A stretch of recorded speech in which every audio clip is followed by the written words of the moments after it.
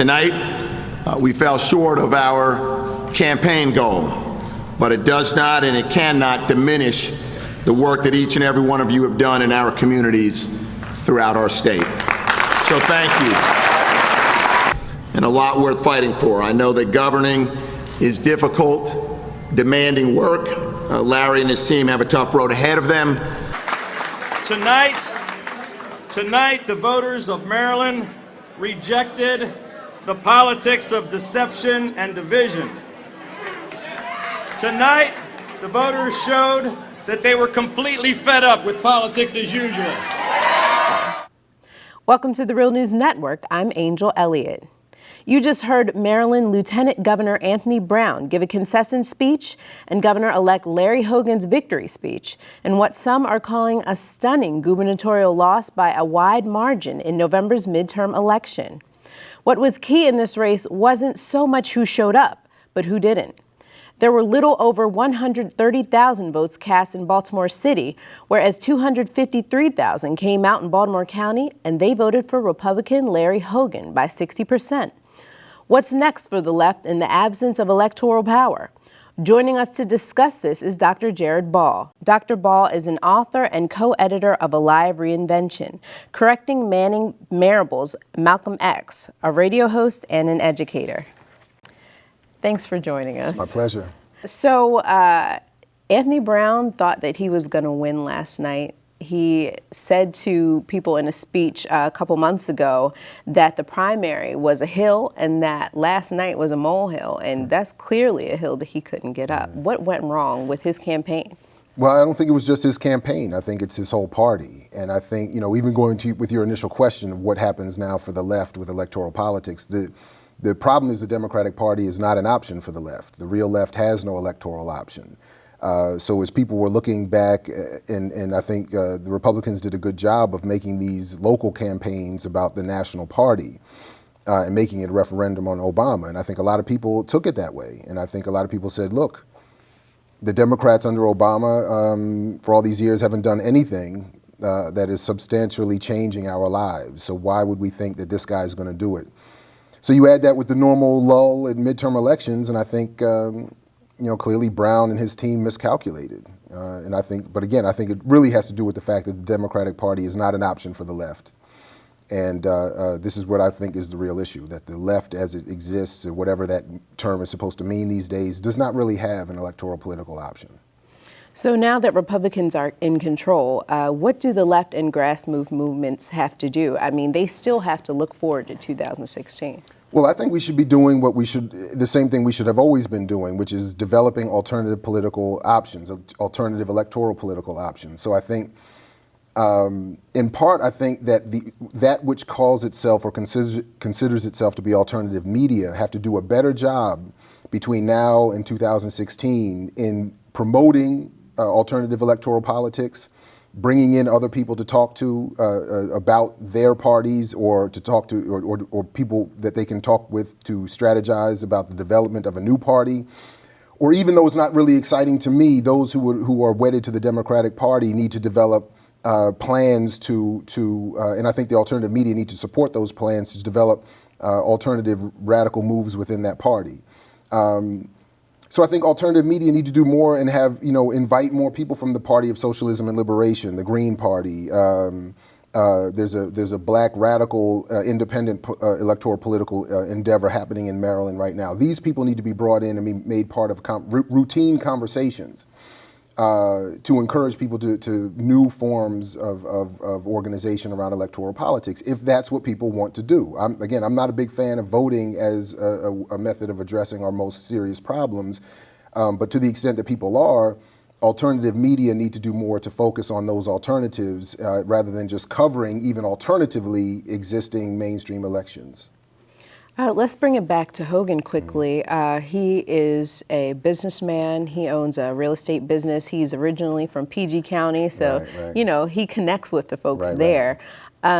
But he is a Republican, which means that the gun control laws in Maryland, that civilian oversight, that the law enforcement officers' Bill of Rights, these are things that might not necessarily be changed. I mean, he has already campaigned on the fact that he is excited to repeal any gun control law that O'Malley put down. What does this mean for Maryland? Well, also, I mean, we have to add, I think the Latino community has a justifiable concern over what's going to happen with the DREAM Act defenders or with immigration in general. And I think there is a legitimate concern also around this idea of universal pre-K that Brown was promoting in his campaign. But again, I think that this should do at minimum more to encourage people to reorganize themselves around different methods of developing movements, electoral political options. There is always going to be a concern that there's going to be a right-wing Republican backlash to everything that the Democrats claim credit for progressing. But my point is, this is not real progress. Even those issues and things that the Democratic Party is pushed to some extent. Nationally, there's been issues of drug reform, drug policy reform, gay marriage, other things that the left is happy about. But these are not real, I think, major advances. I think, if anything, that they are incremental, or they look good given the state of affairs, which is so bad, that the slightest bit of progress looks like that. But what I think is at issue here is that people need to step back and say, well, what little we thought we had, we have lost, almost quoting Bob Marley, by the way. And then say, well, the Democratic Party was not inspiring. It did not invest nationally or locally in getting people out to vote. It did not support its own campaigns in a vibrant way. It certainly didn't want to even attach itself to the current president, who himself is looking bad even among regular grassroots Democratic Party, even black community members. A lot of the people in the black community are even like, what have you really been doing? So I think the so-called left has to look at that and say, well, the Democratic Party didn't inspire anything to stop Hogan or the Republican takeover nationally. So we need to step back and reorganize ourselves around the politics and the ideas and the goals and and on new standards. Right. And say, again, these things were just minor so-called advances. So we should not be at all satisfied, and then we should look at the fact that they're so easily rolled back, or potentially so easily rolled back, and say we need to double down on some radical alternative, because this is just not acceptable. And these standards upon which these two parties run this game are just not acceptable. So let's reset the standard and reset the dial a little bit and reorganize and push in some new directions, if again the vote is to be the method of choice for most activist endeavor.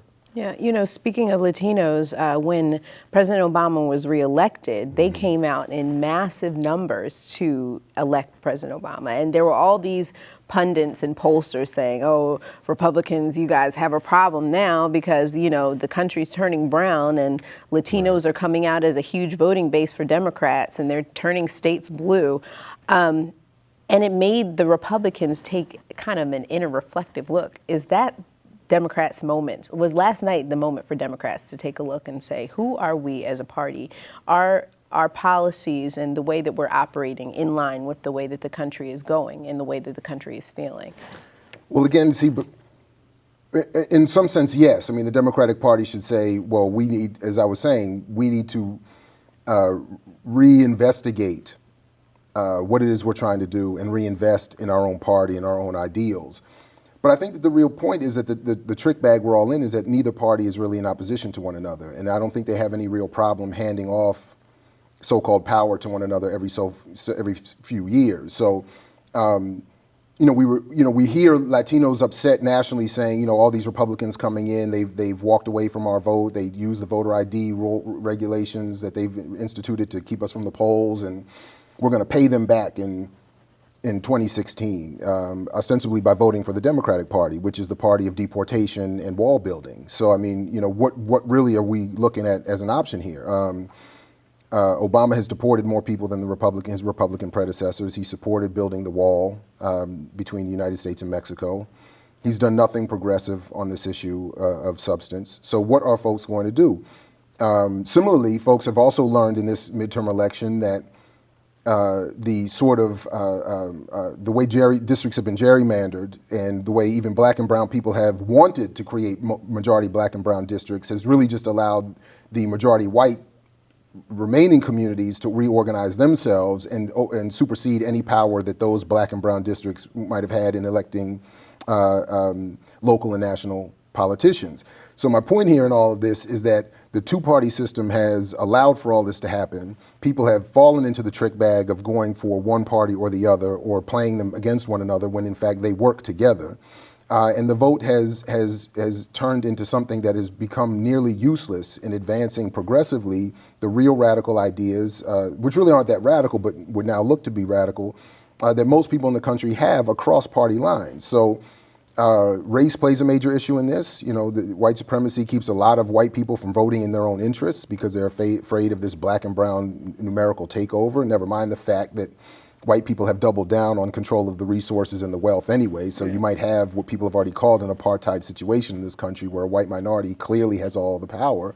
You know, so again, I think all this points to the fact that we have to find other avenues, and the left has to think seriously about what it's going to do. And if I had one major point in wanting to come to this interview today, it is to say that alternative media need to support that. And I think we need to do more, all of us, including my own little radio work. We need to do more in having guests on and discussions and even debates between all these independent and left alternative electoral political options and see if something new can come out in successive elections, if again, the vote is to be what people want to be their primary avenue of making activist change. Because what's happening now is that everything is failing. And most people in this country are suffering greatly and have no electoral option. And the left right now currently, as I started with, has no electoral political option at this point. So we need to develop one. Right. You know, it seems like they're all in the club together, Democrats, Republicans. Sure. And if you look at the ballot initiatives, even though the Senate and Congress went to Republicans, people voted for the very progressive issues. They passed them.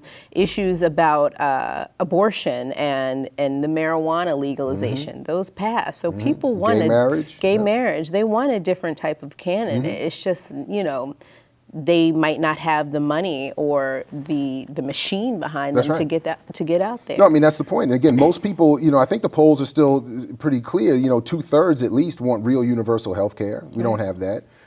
Most people cannot differentiate between the foreign policy of the two dominant parties. And yet nobody seems able to have an electoral option that will change any of that. Because the corporate militarist state is well funding both sides of the aisle and limiting what anybody might do with these two parties. So, you know, and again, I always think it's important to bring up, this was the intent when the so-called founders arranged this thing called the electoral political system we have. You know, the goal has always been what James Madison said from the beginning, to protect the true minority, elite white men who have all the land and the wealth from the rest of us, who would use the vote, as he said, to engage in the wicked projects, he called them, of redistributing land and abolishing debt.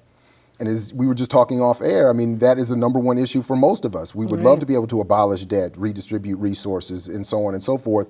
But we don't have an avenue, electorally speaking, to deal with those issues because both parties have been set up to block any of that real change from occurring. So I think that, again, we really have to push. You know, I was watching a lot of the coverage on left-leaning media, alternative media sources of this election, and I honestly find it to be terribly boring. Yeah, MSNBC was about to have a meltdown. But I'm not even talking about MSNBC. I'm talking about Democracy Now! I'm even talking about some of what I've seen on this independent network here, the Real News Network. And I'm just saying that the discussions have to involve, they have to be moved to the left. They have to be and open up the gates to who's having these conversations.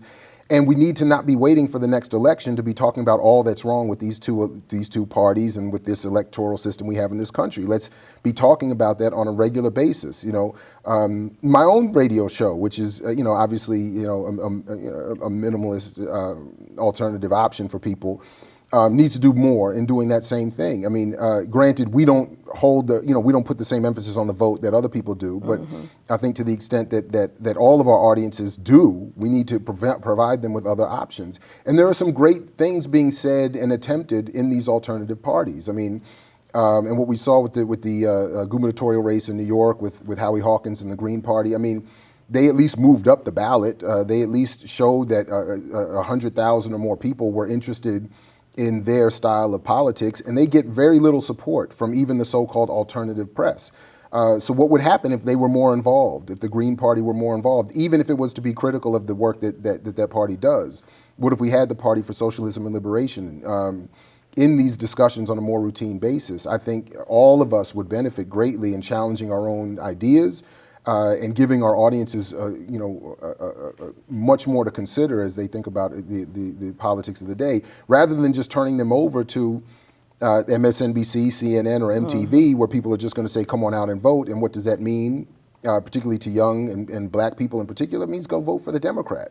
Yeah. Doesn't mean think about it, or doesn't mean study it and understand who's backing who and who supports who and what policies this, that, and the third. It just means go vote for them, and then we're right back here at the next cycle. And I think that's something that we have to really aggressively look to break. Well, hopefully the real news and alternative media like your radio show will continue to push to give people more to consider. And we have to. Yeah. Thanks so much for joining me. It's my pleasure. And thank you for joining us on the Real News Network.